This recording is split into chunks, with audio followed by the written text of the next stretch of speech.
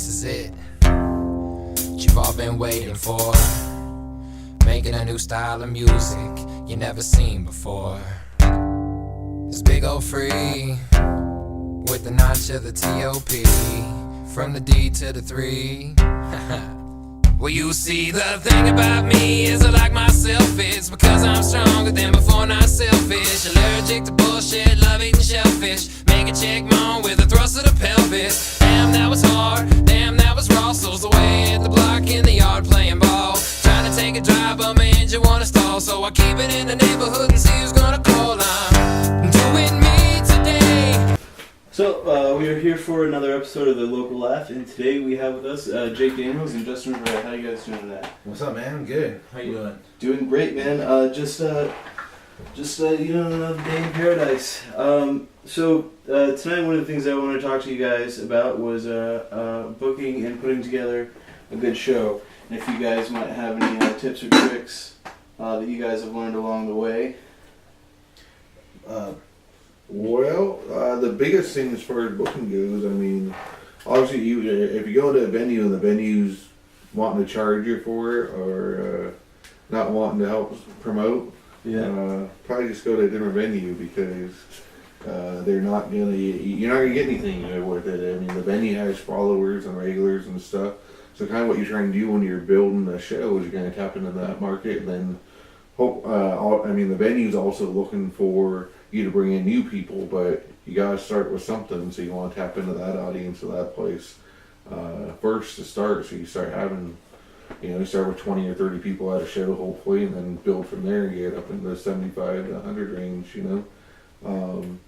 But if the venue doesn't want to help promote, then I suggest walking away every time. And then the other thing with booking, if you're doing a standard hour and a half long show, I think your headliners, you always got to make sure they have credits and stuff. Make sure you're putting out a good product so people that come out aren't just wasting their time with a bunch of open micers and stuff like that. Not that all open micers are bad, but open micers aren't experienced enough and aren't ready enough to headline a show. Yeah, it's definitely true.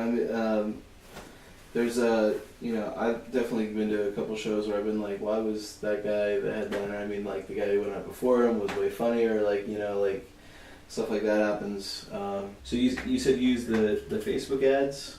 Yeah. I use Facebook ads, but Facebook ads are hit and miss, man. Yeah.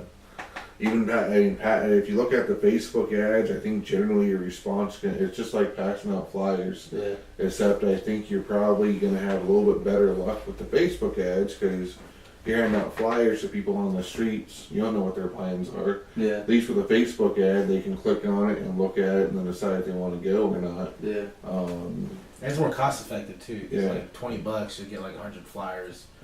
And on Facebook, it's you pay per click, so you use that amount of money until your $20 is up. You know, and you could we reach like 600 like impressions or whatever it was on Facebook. So you have a bigger reach, and you can expand to, you can set the parameters in different cities, so you don't have to like drive to that city and hand out flyers or whatever. So it saves time, money. And it's just generally effective all around. I mean, you usually get like a 1% return rate if you have an ad that's active for a while. You know what I mean? So yeah. I tonight was the first time that I'd ever done an event that I'd done Facebook ads for, but I think it'd be cool. Like, I've seen like some of the numbers on it. It looks pretty tight. You guys are on tour right now, though, right? Yeah, we're on tour. What's y'all's tour called? We're Joker and Jester Comedy Tour. We're on a 41-state tour. We don't get home until December. And where's home for you guys? Home's in California, far northern California, Redding for me, and LA.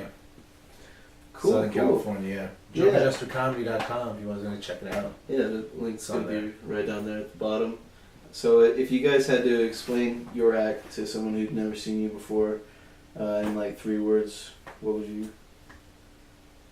Try to explain our act. Well, I'm really dark, and Justin does... You're dark? Not really dark, but... He says I don't know. I don't know how to describe my act. Your act is dark? Yeah. They call people twats. That's not dark. His act is silly. He does silly one-liners. Yeah. They're clever, smart one-liners. Dark is like... Yeah, I guess I'm not that dark. I lied. Dark is like Janine Garofalo or something like that. Yeah, definitely not her. Or who else would be a dark comic? Jeselnik. Jeselnik, yeah, totally. Okay. Yeah. Totally. I don't know what dark is. I have no idea.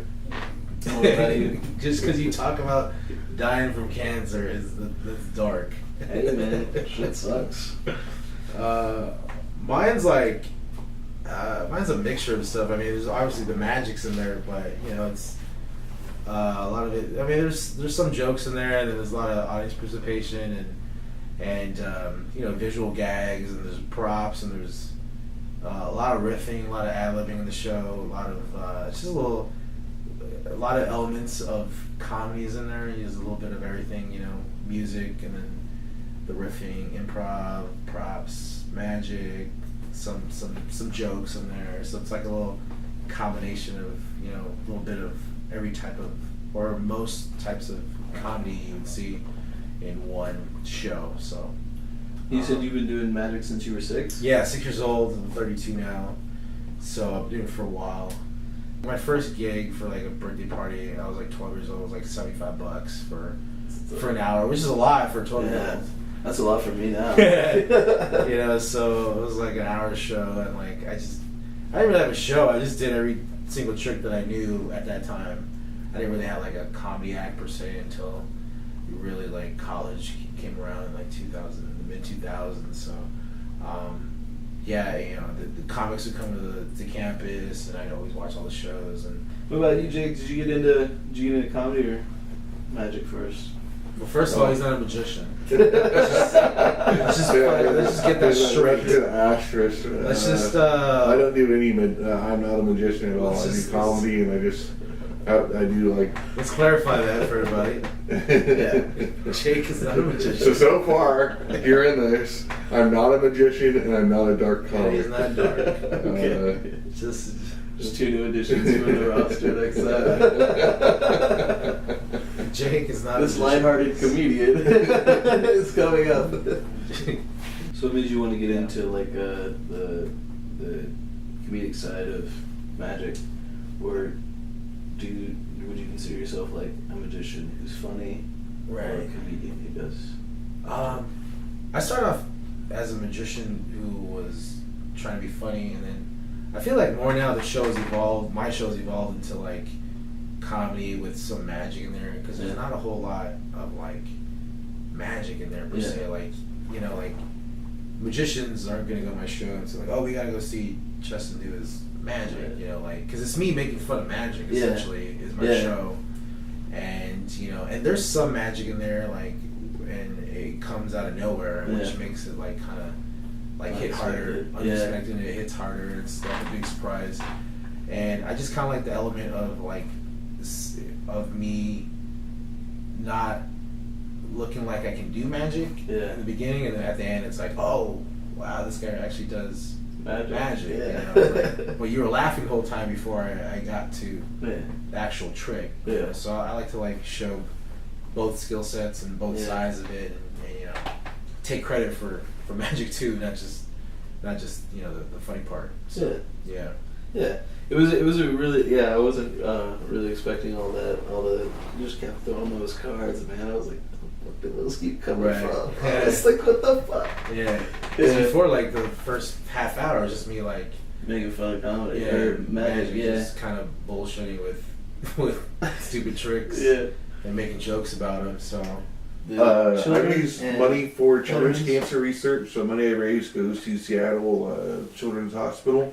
Okay. Or sometimes I keep it local, like I do it for local families. If I know there's a family that needs help with that, if they're struggling with somebody with cancer or whatever, then I'll just donate money to them.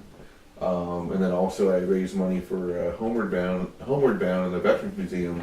And that so I did read that right, that it was the Veterans Museum, because I read that and I was like, shit, that probably wasn't right. Yeah, it's they're part of the Northern California Veterans Museum is kind of partners with Homeward Bound, which is like a national thing, But what the Veterans Museum does is they're making like almost like an Arlington cemetery area for Northern California, and so veterans that can't need help paying the power bills and stuff like that, they go and say, hey, I need help, and then they take care of that's where the money that I raise goes to also.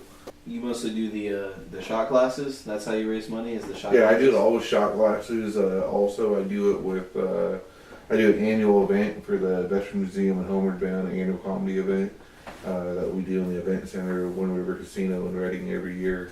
And people come out and buy tickets for the show and donate out of their pocket that way also, and it's a really great thing. Are you recording this for your podcast? Yeah, we're recording this too. Is that cool? Yeah, that's cool. That's completely cool. No, it's just, cause that's smart, kill two birds with one stone. Yeah. Or what's the name of the podcast? Let's start Anything, man. It doesn't matter. We talk about everything. Anything and everything. We talk about conspiracy theories. That's one of my favorite subjects. Oh, really? Have you heard the hollow moon theory? I hear a lot of them when I read a lot of them. Go ahead. One of the other, he's actually headlining the show on Thursday. He's a conspiracy theorist too, like legit one. His name's Josh Kabaza, and he was telling me about the hollow moon theory, which is basically that there's this group of people, and he might even get mad at me for saying it wrong, but there's like this group of people who believe that, I think it was like a meteor or one of the probes that they sent out into space hit the moon, and it made like a dong sound, kind of like when you would like hit a bell or something. So apparently there's these people who believe that the moon is hollow. Oh, That's gonna happen on Halloween.